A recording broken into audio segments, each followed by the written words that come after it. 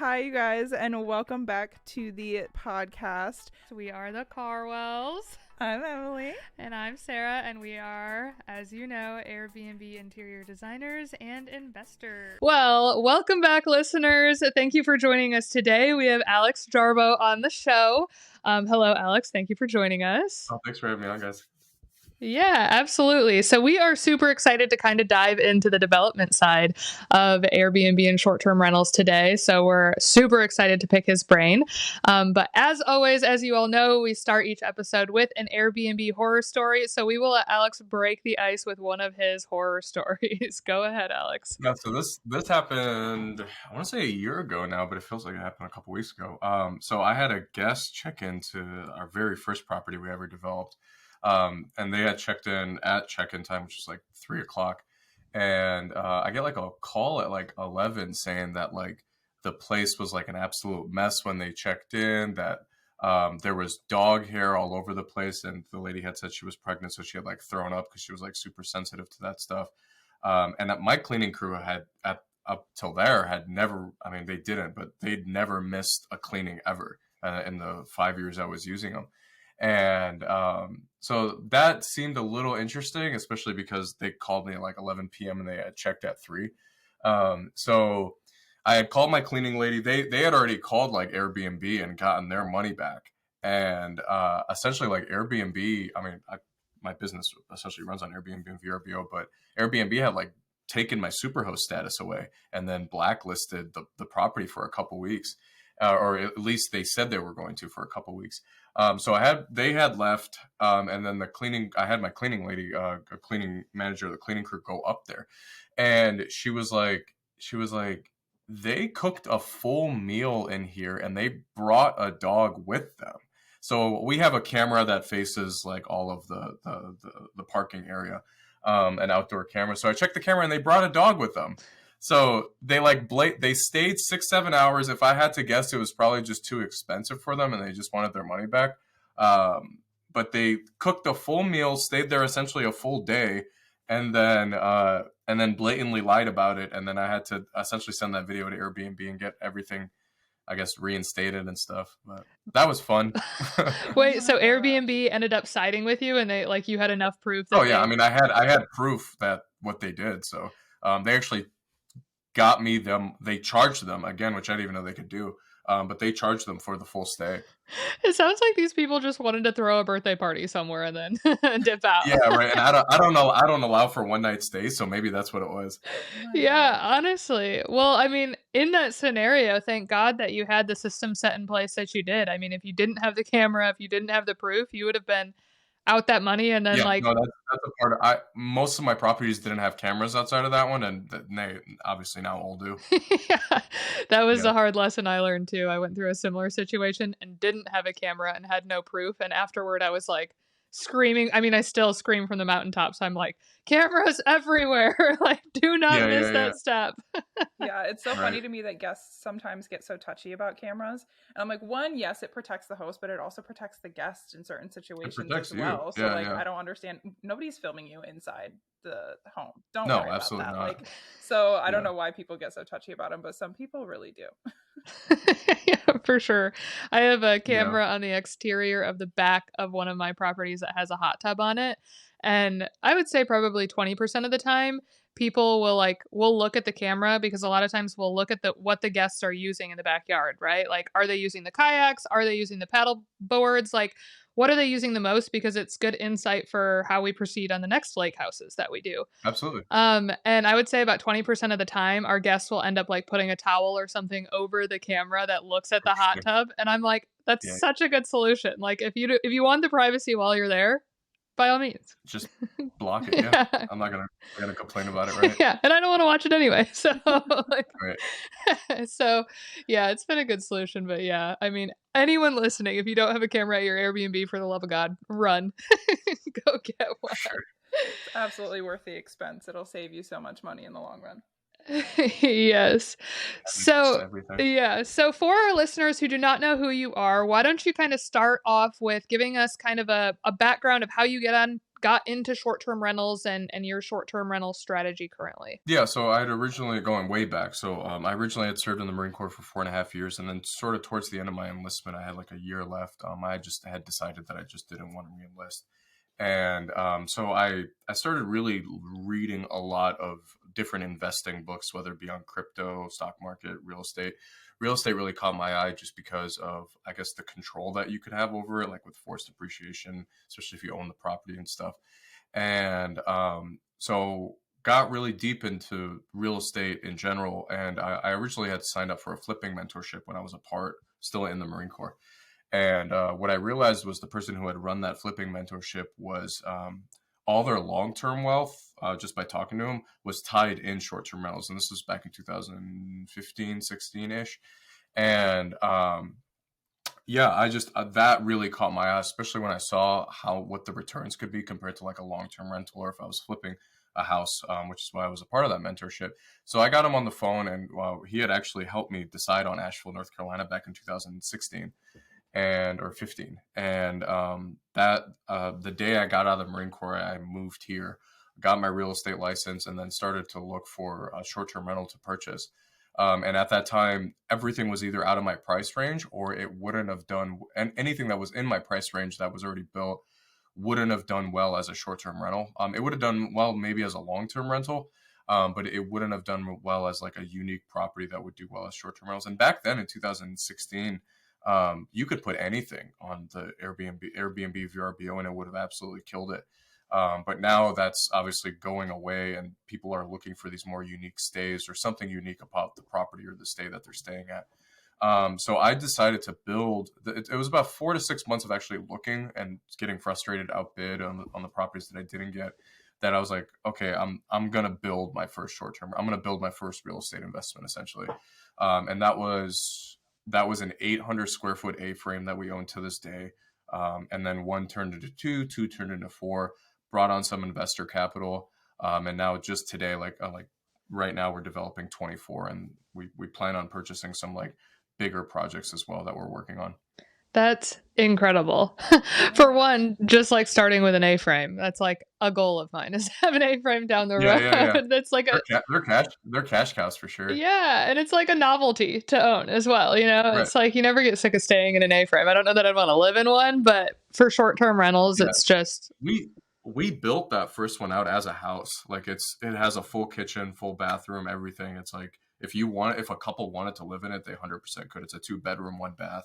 So amazing. I want one.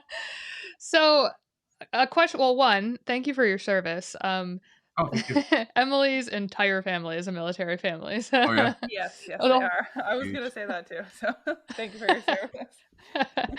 Yeah, so we appreciate that. But two, I mean, we've personally dabbled in almost everything Airbnb related, right? We've tried arbitrage, we've purchased, we've invested with others, we've raised capital, we've done all of that, but we have not dabbled in ground up construction at all. And there's a huge intimidation factor that goes into it. I mean, there's a lot that can go wrong when you're sourcing property. Absolutely. And then there's also a lot that can go wrong because you've got this huge, long timeline that you are managing for months before you're actually seeing any return. So can you like kind of talk through some of those obstacles? Like, when you first started, how did you decide on what piece of land you were going to build on? Did it take the amount of time that it was going to take to build that property? Or, what was that process like? We came in definitely within our timeline. Then that was prior to COVID. I mean, definitely things slowed down the couple of years that we were going in and out of lockdowns.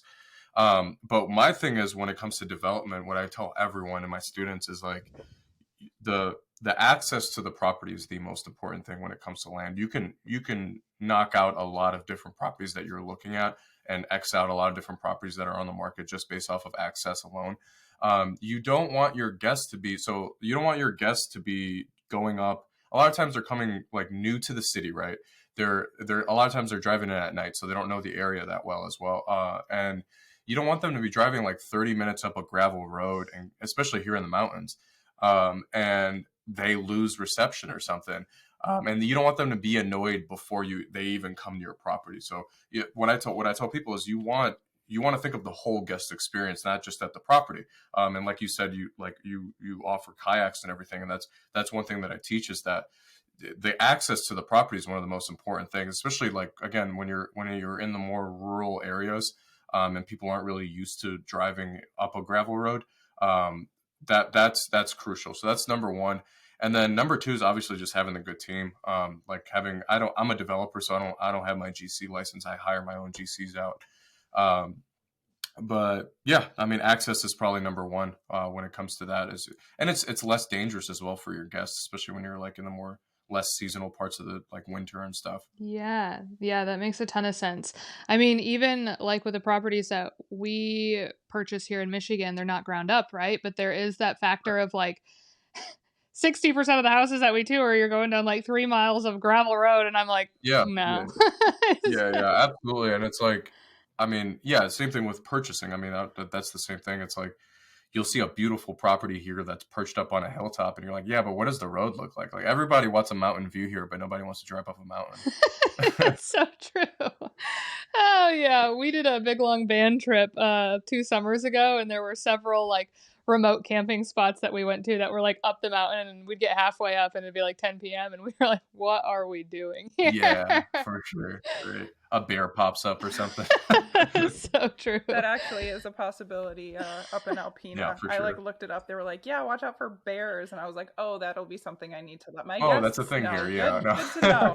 Southern Michigan doesn't quite have that. But it's super impressive to me that back in 2015 and 2016, because like you said, like you could throw up anything on Airbnb and you were going to make money on it at that point in time, but that you kind of waited and weeded through everything and ended up falling into development because you couldn't find something that you thought was up to that standard. So I guess, did you have anybody other than the person that you talked to that had their money in short-term rentals that you saw that was doing developing that kind of inspired you to take that step? Or was it just that you had gone through every other avenue? Not when I started. I mean, there's so much good content out there now on YouTube and just with like courses that you can purchase.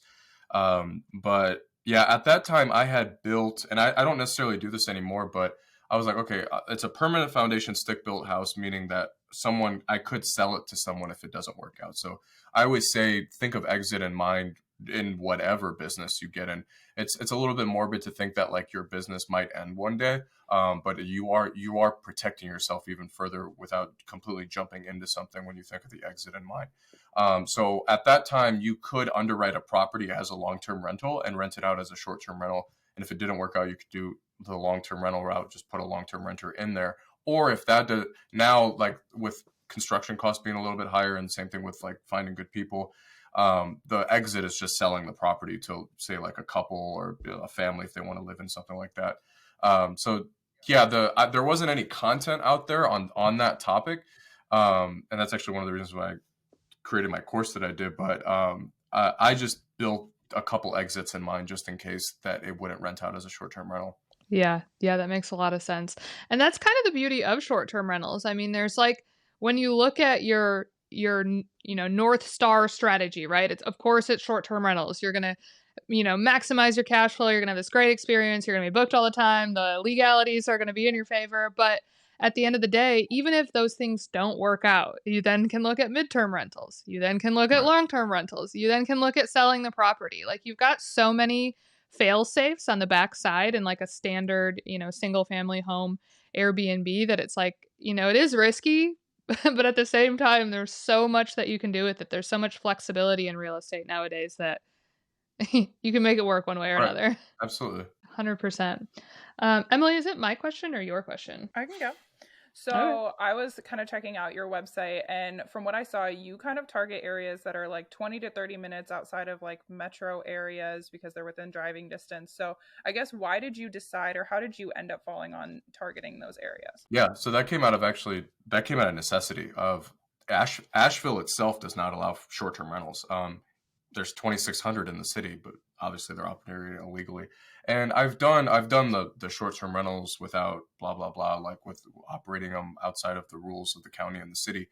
But with me tying investor capital in, and with me signing on loans and like tying my own money into it, I felt that it was a little bit safer to stay. You can do short-term rentals in the county here, but you can't do them in the city. And so what I did was I'm a licensed real estate agent. I pulled up my MLS map of the city, and I was like, I'm just going to purchase property right on the edge of the city. And that strategy, without us really planning for it, that helped us really during COVID, because people left the metro cities during COVID and went to more rural locations. And that's sort of always, I think that's going to stay and continuing to stay, is like properties that are being booked out. It's sort of like off the beaten path a little bit, where people can still drive to the city if they want that experience, but they can also stay in a little bit more rural area, as long as they have some sort of like basic amenities or whatever amenities they're comfortable with. So that's why we did it out of necessity, but now that's our strategy from now on, whatever market we get into. Yeah. And the land's cheaper. Yeah. The land is cheaper, and staycations are definitely in. For sure. You get some sort of a good internet connection, because a lot of people are still working from home, then you're good to go. Yeah. Yeah, 100%. And I mean, fortunate for you, you were like set up shop for COVID to hit. All of our properties were like literally in the heart of DFW. It was a struggle for like a good. We did midterm rentals for a couple months, just like when things really locked down, like March in 2020 and stuff. Yep. That's what we shifted to as well. I mean, ours were so close to so many hospitals that we were able to get some nurses in there, but it was like not the cash flow that we were anticipating, because we made our properties go live like March 6th. Oh yeah, that's awesome. Yeah, that's great. Perfect timing. Yeah, it was one of those moments where you like spend every single penny that you've saved up for the last year, and you just like watch the world come down, and you're like, yeah, we had a real estate closing February 26th on a construction loan with a budget that was done prior to COVID. And we're like, we sat on that for a couple of years before we even started, but we obviously finally started. But yeah, that's fun. It's fun shifting your company in a day or two. Yeah. Launching on March 6th, that was a lot of optimism, I think, based on what. Yeah, my wife and I got married, and then we lived separately for 6 months until everything was situated here. And she moved here March 20th, to Asheville. So like literally the weekend that things went bye-bye. Yeah, welcome home. Yeah, welcome here. We can't do anything. You're trapped in these four walls for the next year. Right. Yeah, what an interesting start to marriage. Both Sarah and I got married at the end of 2019, so our whole first year of marriage was all in quarantine. I'm like, if we can make it through that, we are good, guys. We are yeah, for sure. Absolutely. So now, I mean, you started solo, right? Building these properties, and now you have something where you're pulling capital in from investors, which seems to be kind of the natural progression that investors go through, right? You start on your own, you have proof of concept, you understand the game, and then you bring in people who don't want to understand the game but have the money too. So talk to us about that scaling process, right? I mean, where did you find your investors? How did you develop those relationships? And what does your scaling process look like now? Yeah, when you're starting to do well, I mean, people in your life take notice. So, and just by talking to friends and family and stuff, I'm pretty open with my finances, like with friends and family. So I'm not a huge fan of honestly dealing with family. That might be just my family. So I gravitated more towards friends, just like military people that I had trusted me, but also I trusted them with my life essentially. So I started with friends and friends, and raised. We did one project where I brought on like investor cap, like my buddy's money, just a JV deal, for like $100,000, put that as a down payment, got a loan on it, blah blah blah, and then moved on to a friend that was local here, that was more like a mentor. Where we did a larger one where he was comfortable putting up like it was like in the middle of COVID, surprisingly, where everything exploded in property values, and he sold off a property that he was just breaking even on the mortgage, where he was renting out long term. And we rolled that into like a bigger parcel, like a 15-acre parcel. So it's the first three or four started with friends. And then I really started getting connected with a lot of people just in the multifamily real estate world. Started hopping on podcasts, started writing some like guest blog posts, and started raising capital that way, essentially telling my story this way. And a lot of different really interesting people started to come through, and it got to a point where like banks were like knocking on my door to essentially lend me money, which was like backwards. Like I spent 3 years trying to convince banks on trying to lend on this stuff. And yeah, that was essentially my capital raising process, was honestly getting on a lot of like really interesting podcasts that I was just connected with, just like the hosts that I know. And I'm technically not raising capital right now for my deals, just because we're doing the 24. And I feel like that's enough for like one at a time. And I do plan on getting bigger. I just brought on like one of the biggest GCs in this area. But yeah, that's essentially my process, was just raising capital originally from friends. And then it's the same thing like you just said, proof of concept, me doing it alone, proof of concept, being able to do it with investors using friends' money, and then proof of concept, then use that to raise capital essentially from strangers. Podcasts and just blog posts and stuff really help with that, because it helps establish that trust and that credibility. Yeah. I mean, the power of social media. Right. Yeah, absolutely. It's been the thing that has introduced us to every single person we've done business with in this industry, has been through social media and just making sure that people can see you.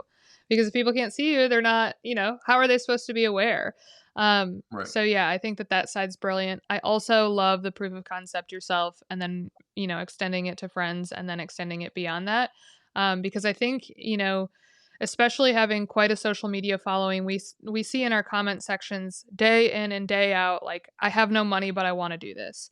And there are ways to get started with no money, right? Like that is possible. But mental arbitrage, everything. Yep, right? It's super possible. But at the end of the day, when you want to talk about, really convincing people to trust you with their money, they want to see that you've got skin in the game, right? So absolutely. And you should have that skin in the game. Like you are taking a stranger's money. Like you should treat that money 4 or 5 times like what you're a dollar to me, like from an investor standpoint, that like someone who gave me $1, like I treat that as like $5. So it's like that should be the mindset you have. Yes. And it's like, it might make you a little like, you have to have that you have to have that background, because you are taking strangers' money. And worse than that is like you're taking good friends' money as well. So you can't lose that money. I feel that in my soul. Yeah, absolutely. You gotta take that to heart. Yeah, we're definitely in the phase right now, Emily and I are, of probably in between where you're at, right? We've had our proof of concept, we've worked with investors, and now we're really starting to understand partnerships between our family, our friends, and investors that we're dealing with. And there is a huge fiduciary responsibility when you are taking on people's capital, because it's like, at the end of the day, I mean, investments are risky, right? So there's like the portion of it where you have to be 100% completely transparent upfront and set those expectations and have people understand that, like, there is a chance for another COVID, right? There is a chance for an economic downturn. There is a chance for housing crisis. Like there are all of these variables that I am not in control of. But at the end of the day, I need you to know that I am doing the absolute best with this money that I possibly can. Like, there are no promises here, but I promise I'm paying more attention to your money than I'm paying attention to my money at this point. For sure. So, absolutely. So yeah, it really is about building those relationships, and we've seen that proven time and time again. So when you think about your strategy going forward, do you think you'll exclusively stay in the development side of short-term rentals, or do you think you'll ever come over into more of the rehab side? Oh no, I'm in the rehab side as well. What I like to do though is I like to purchase a property that already has some land attached to it, like a good example is we just purchased this beautiful 3,200 square foot log cabin on a horse pasture. Came with 2 horses, which is really cool. I didn't expect that, but it's 5 acres total, and we put maybe 15-20 grand into rehab, and then probably another 30 grand into furnishings. 5-bedroom house and 5-bedroom log cabin. And so that one's going to be like we're essentially doing a cash out refinance, or at least pulling some of that equity out as a down payment to build more properties. But that's a really cool strategy for anyone who doesn't want to just jump into raw land development, is finding a property that has some land attached to it, where you can sever off some land and build more properties on it. And that's what we're doing with that one. Is we're going to build 5 other cabins on that property. Hope my neighbors aren't listening. That's a whole nother tangent we could go down as neighbors. Absolutely.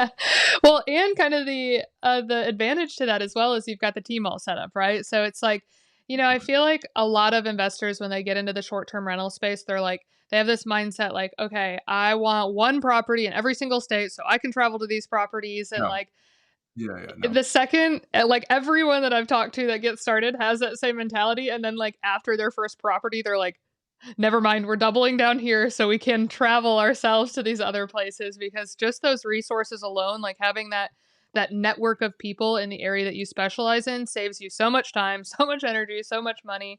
And when you're building on a property that you've already set up as a short-term rental, you get to use the cleaners, the maintenance man. Right, exactly. And then you also understand every county is different when it comes to their zoning laws and the type of rules and the permitting process. That's hundreds of hours that you're going to spend doing that. Definitely worth it. I mean, like our first A-frame, just the equity we've built last time we got it appraised for like 250, 300 grand more than what we built it for. And that's outside of I think that small 800 square foot A-frame cash flows after all bills are paid about 48,000 a year, and it grossed 84,000. So it's like I make my money back 2x like every year, which is crazy. That's insane. It's insane. So that's the power of understanding a specific market. Yeah, yep, absolutely. So I was looking at your website, and the cabins that you're like working on currently are so cool. Do you work with like an architect and a designer, and are they all part of your team, or do you decide how you want the properties to look? How does that all work for you? Yeah, Instagram's my designer. So like I'm on Instagram a lot. I'm on Pinterest a lot, and what I do is if I find so if you look at my website on the Sargon Investments website. Like you said, all the 6 to 12, I'm focused on 6 to 12 cabins at the same time now because that's the best use of my time. But focusing on a specific theme. So we have cottages, A-frames. We're working on a treehouse community right now. A-frame community, barn style type of like community as well, where it's like modern contemporary barns. Theme is huge because I like to say Instagrammable properties, where the property itself is an experience outside of the city that the person is staying in. And, it's I like to use once you start following all these social media pages on like cabins and stuff, Instagram will feed you more stuff on that.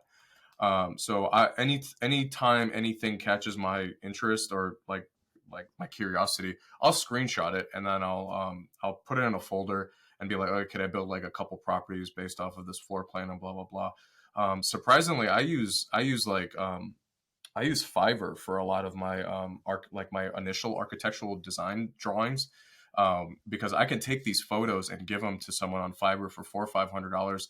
They can get a general floor plan put together in a couple weeks, and then I take that floor plan to a local architect to get it stamped. And then from there, honestly, my wife helps me with the interior design piece because I'm really good with the outside. The inside is what I'm terrible about. And then I use Wayfair Professional to honestly, when you get a business Wayfair account, they assign you like and I've actually never talked about this. They give you like a free person that's attached to the account that you can tell them, hey, this is the vibe I'm going for inside of the house. And the color scheme, I like to stick to like 2 or 3 colors, and then they'll just feed you like a crap ton of links, and then you can just choose from there based off budget. Yes, we have. So that's I just went through my whole design process. Really, I try to keep a really lean team. Yep. I don't. Yeah. So. Yes, we love the Wayfair. We do. Wayfair Professional. Yeah, our Wayfair rep, his name is Chad, and we are like so socially connected with that guy at this point. Like we follow each other on Instagram. Yeah, we're like sending him happy birthday letters. Right before I got on, like my wife and I just moved into a new house, and like we're furnishing it, and we're still using the Wayfair Professional account. So like I just got off the phone. I was like, hey, can you give me like a discount on the stuff like for the house? So yeah, it's crazy. Like we've probably saved at least $50,000 at this point. Oh my gosh, yeah. It's just having that business account and the Wayfair Professional who gives you that little something extra. I'm like, oh my gosh, it saves you so much money. Yeah, it's an interior designer. Like that's what I look at it as. Mm-hmm. Yes. As long as you know sort of the feel that you're going for and the colors that you want, you're set. Yeah, 100%, especially in projects like yours where the exterior is kind of the showstopper. You know, it's like some people will be dealing with like this really crappy outside, and it's like a much heavier lift for the design on the inside to make it make sense. But absolutely, especially, and that's when I say unique properties, like if you don't have any, if you're purchasing and you don't have any control over the outside, the inside is what you have to make unique. Yep, 1000%. We say that exact same thing when you said Instagrammable Airbnb. That we've coined that term so many times because Like, yeah, when we were designing almost exclusively for investors in 2020, when we stopped scaling because we were like, oh shit, what's happening with the market? We were doing arbitrage properties. We were almost exclusively designing, and all of them, every single apartment in DFW looks exactly the same. It's like windows, white walls, gray floor, gray countertops, gray cabinets. Sometimes you got to go with like a theme, like for each one. Yeah. Yeah. So it was like, one, we heavily leaned on Wayfair Professional, but two, it was like, okay, how do we use the brightest, most bold, ridiculous wallpapers and like murals and things like that to just like, for the love of God, try and be different than the 8 million other one bed, one bath online. I feel like Airbnb brought back wallpaper. Like, oh my gosh, I'm about to buy some. My wife wanted to like, pimp out one of the bathrooms here at the house. And she's like, I'm going to do wallpaper. I was like, what? And she like showed me all the different designs. I was like, oh, I'm going to put these in some of the Airbnbs. It's cool. Oh yeah. Wallpaper is so big. A friend of ours, Maddie, she does wallpaper in like all of the properties that she's currently working on. Yeah, and I'm like an accent wall or something beautiful. It's gorgeous. And with it being peel and stick now, even if you're doing arbitrage, you can easily put wallpaper into your units because peel and stick. I didn't even realize they still made normal wallpaper anymore. I thought it was all peel and stick. They have like entire websites dedicated to it now. Yeah. Wallpaper is having a moment. I told the investor that I'm partnering with on this big, huge property in Cadillac. I told him this morning, I was like, hey, I'm putting floral wallpaper on the ceiling. I thought he was going to have a stroke. He was like, yeah. He's like, you're doing what? Where? Like gave me full reins on the design. And then he's like, I don't know if I trust you anymore. And I'm like, no. It's going to be great. I promise. Just one thing we've been doing with some unique stuff for the interior stuff for people who are listening that don't have access to doing stuff on the outside or condos, apartments, whatever, is hire like a local muralist. And to do like a local mural is awesome. That's been huge too. We started doing that. Yeah, that's definitely a big pull, especially in like the Nashville market or Scottsdale. I know that was like a huge thing for people to do at their properties there. And I think it is expanding into like properties that are outside of those like major destination spots as well. But I think the trend definitely started in like those bachelorette destinations. Yeah, huge. Yeah, we're about 4 hours from Nashville. Crazy. Nashville is out of control right now. Okay, so we have another question for you. Yeah, everyone's got the pink cowgirl hat. Okay, so I feel like you've kind of covered this already, but for our listeners to make it nice and concise for them, what are the standards that you hold your build properties to make them great short-term rentals? So, I mean, design's number one, obviously. And then outside of that, I mean, you guys will be surprised that, so like, for me, I know what like good materials are, like in terms of, I'm going to get some like technical terms here, but like a corrugated roof versus a standing seam versus a shingle. All of that, like the difference between like standing seam and corrugated, which corrugated being the cheaper option, is like $10,000 or $20,000 difference. The guest doesn't care about that stuff. They just like it really, they don't care about that stuff. Same thing with the flooring, outside of the durability of it, of how long it's actually going to last. You can go with some of the cheaper floorings as long as the colors match the whole scheme of the house. So like the build and the structure itself, obviously we go with like higher R ratings to help with like R ratings on the insulation to help with just the efficiency of the house. But when it comes to the finishes, we honestly don't go crazy expensive on the finishes because we leave the design of the house and then also some of the color choices we choose for the furniture to sort of speak for that. Yes. Yeah. Oh, because the biggest thing you're going to run into is probably when you're developing your own property is like you're going to want to go, because you're doing ground up, you're going to want to go premium everything, and that's a very quick way to blow your budget. Oh yeah, absolutely. Are the cabins that you're working with, I guess I didn't look too much into this, are you going with standard like 2-bedroom, 2 bathrooms, 2-bedroom, 1 bathrooms, or do you do bigger, smaller? It's a mix. It's a mix of everything. So I don't like to go over 3 bedrooms unless if we're purchasing. If we're purchasing, sure, like we did that 5-bedroom one. I don't like to go over 3 bedrooms, and I'll do studios, but usually the studios has so we do the minimum I like to build is a primary with a mother-in-law accessory dwelling unit, and we stick to a bigger property and a smaller property. So the bigger property will probably be anywhere between 800 to 1,400 square foot, and then that smaller property is anywhere between 400 to 800 square foot. So I'm sort of all over the place. I don't like to do 2-person houses. So like I like to do a minimum of 4, so a studio, king bed with a pull-out couch is the minimum I like to do. That makes a lot of sense. And you bring up a really, really good point about the material choices that you're using for these properties, because we've gotten into kind of a period where we're doing quite a few one-on-one consultations with brand new Airbnb hosts. And so we're dealing with people who are purchasing, not building, right? They're in a rehab phase. And the first thing that they want to do when they get into this new house is rip out all the old finishes and put in new finishes. And Right.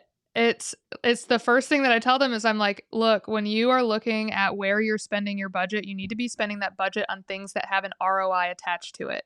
Your tan floor versus the current like brown floor is not something that has an ROI attached to it. Your hot tub versus no hot tub is something that has an ROI attached to it. So when you're looking at that specific 10 grand, get the hot tub, don't get the new floors. Yeah, get the $5,000 hot tub compared to the $5,000 floor for sure. Yeah. And so it's like, it's that mentality of like, okay, well, you know, to them, to people who are new, they're like, okay, well, I want a luxury clientele, so I have to have all these premium materials and finishes. And it's just not the case. It really is about, Eventually. yeah. Like if you're just starting, probably not. Right, Yeah. right, exactly. So you brought up a super good point there that I think that a lot of people will blow their budget on the materials before they even get into the finishings, and then all of a sudden the finishings are or the furnishings are crap, and then the thing that people are actually sitting on and actually laying on and actually using is like so subpar compared to the countertop that they chose or the flooring they chose. And so we For see sure. people all the time getting into that kind of pickle. Yeah, and like you Yeah, said, no, like absolutely. it's not like a right, like eventually you can do that stuff. Maybe you take the profits, and if you're looking to add value to the home because you intend to sell it down the road, absolutely do those things later on.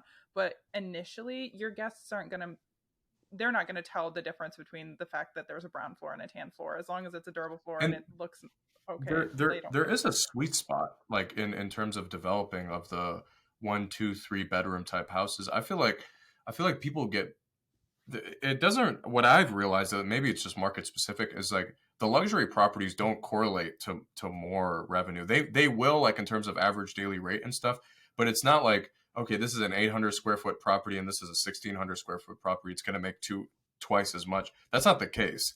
It even in heads and beds, a lot of times it doesn't correlate directly. Like my A-frame that can sleep 6 people and my log cabin that can sleep 14 people, the average daily rate's not necessarily double the amount. So there is a sweet spot of, like, I would say 4 to 6 people in a property if you're developing. Really? That's super interesting. Again, that might be market specific. So. Right. Yeah. I think, you know, we've paid really, really close attention these last few months to anything that sleeps above 10. Because here in Michigan, it's like there seems to be just this surplus of houses that are like holding 6 to 8 people, right? And so the competition levels are just so low for anything that sleeps above 10 that you could offer the worst product in the world, but if you can get 20 people in there, oh yeah, so that's an example of being market specific for sure. Yeah, absolutely. yeah, 100%. So tell us about this course that you have releasing that you mentioned at the beginning. Tell us why you decided to make it, what it contains, who you're targeting. Give us the rundown. Yeah, so so where it came from was I'm a writer for Bigger Pocket short-term rental content. I'm like one of 4 writers that specifically just do their short-term rental blog posts. And I started getting a lot of people, when I do the podcast, I do a lot, I get a lot of investors that are willing to put up 100,000, 200, 300,000. What I realized with the Bigger Pocket stuff is a lot of that community is a little bit newer. And so they started asking, I got a lot of people reaching out to me, which I was super, super grateful for, about just, hey, can I get like 30 minutes of your time, an hour of your time? Because I have a couple questions. And it got to a point where I just couldn't handle that many calls, especially just like donating my time, like 10, 20 hours a week. It got to, I was like, okay, I'm done. But I was like, what's the best way to serve that community where people who are just coming up and want to do this themselves, or maybe they have their own short-term rentals, but they were in the position I was when I first started, where they can't find anything right now. So that's why I started it. And then another thing is I essentially started the course that I wish I had when I wish I had 6 years ago when I started. So that's why I started the course, was for people who are just, I feel like there's a huge push towards these unique rentals right now, especially with Airbnb completely redesigning their website this summer. It's literally, Airbnb itself is catered towards short, like unique stays now. All the tabs are unique stays, A-frames, cabins, the OMG category, everything. So that's why I created the course. So it's a short-term rental development course. start to finish, everything you need to know, what type of property to choose, what type of market to choose, how to choose a market. You could start in your backyard, which is what I talk about. I like to say anyone is within a market. I'm telling the students, and it's said in the course, that think of a place where people like to vacation in your area. That people take a weekend vacation, whether it be an extended vacation. Those little pockets and those little markets exist everywhere now. Airbnb and VRBO has really opened up those like sort of like pockets of like different markets and stuff. Sort of just teaching off the course now, but yeah, that's essentially why I created it, was just for the people who are just interested in getting into the short-term rental stuff. Maybe they don't even know that's an option, but I mean, that's how I started. Yeah. Does it mainly focus on ground up construction, or does it kind of include everything? Yeah, everything. Yeah. So if you're coming in at the ground level and have no money, it talks about glamping, tiny houses on wheels. Maybe you're just starting out. Maybe you do have. Maybe I talked to a student that had a piece of land donated to them, but they had no money. So we worked on like financing and how to use that money as collateral. But we also talk about some of the case studies of like the rehab project that I've done and stuff like that. So there's different ground levels. Maybe you live in a pretty rural area where you can build an accessory dwelling unit in your backyard. I've seen a lot of people do that just to start in the development piece. So it really, there's 120 videos. It took me 6 months to put together, 6 months of like practically full-time work. Wow. So yeah, it's like the Bible. I like to think of it as like the Bible. And then I tried to create the course that like it could be a complement to a lot of short-term rental operators, that if they have their own content, I didn't want to compete with them.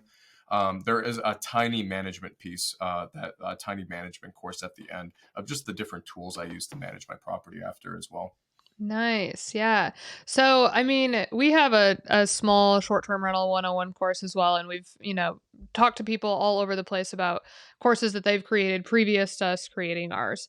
And, on social media, it's like the second you release a course and you like start advertising it, there's like this real cringy, like schemy thing that people think you're doing. They're like, oh, great, another course. There's like this ick to it, which we don't understand, right? We're like, why? I've probably I pay my one-on-one mentor like $30,000 a year. I've probably spent $50,000 a year on courses. Like, that's not me. So yeah, and it's incredible to me that people feel that way about courses, because I'm like, okay, we're up in arms about student loan debt where you just paid 6 figures to go to school to learn something that isn't relevant, and people don't want to pay a couple $1,000 for something that literally could flip their lives upside down. Yeah, it's like, here's this course that costs $1,000 that will say, if I had that course when I started this course, like I probably would have saved $300,000 by applying everything.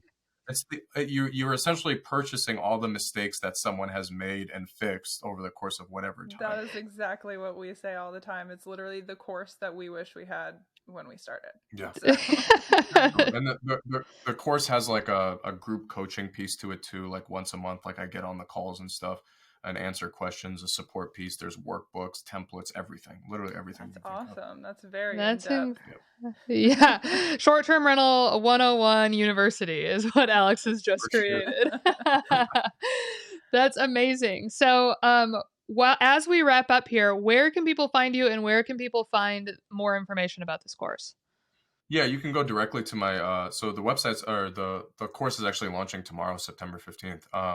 But for people who are listening to this, I don't know when this is going to be posting, but just on alexjarbo.com, just my personal site, ALEXJARBO, almost misspelled my own name, .com. And there's a little tab up there where you can just enter in for the master class, and then it'll take you through the whole sales process and everything. But yeah, my personal website also has like where like my investing, like my Sargon Investments is at, and then also some of the interviews I've done. I have a free YouTube channel as well that I just cover some of the stuff that I teach as well. Beautiful. Well, as always, we will link everything below. So if you are listening to this, go to our bio if you want to find it as well. We will have a link there, so you can just click on it and it'll take you there. Alex, thank you so much for joining us on this show. Thanks for having me on. Yeah, I'm so excited about the development side. That is like a 2 to 3 year goal out for me. So I might be knocking at your door, whether I move to North Carolina or whether I need some help in development. And for our listeners, as always, thank you for joining us. Emily, you want to plug where they can find us? Yes. So we just rebranded our website. It is now the Carwells, or the Carwells.space is where it is. And then we are at the Carwells on all social media platforms. So, yeah. Beautiful. Well, thank you again, Alex. Thank you to our listeners, and we will catch y'all next time. Bye. Bye.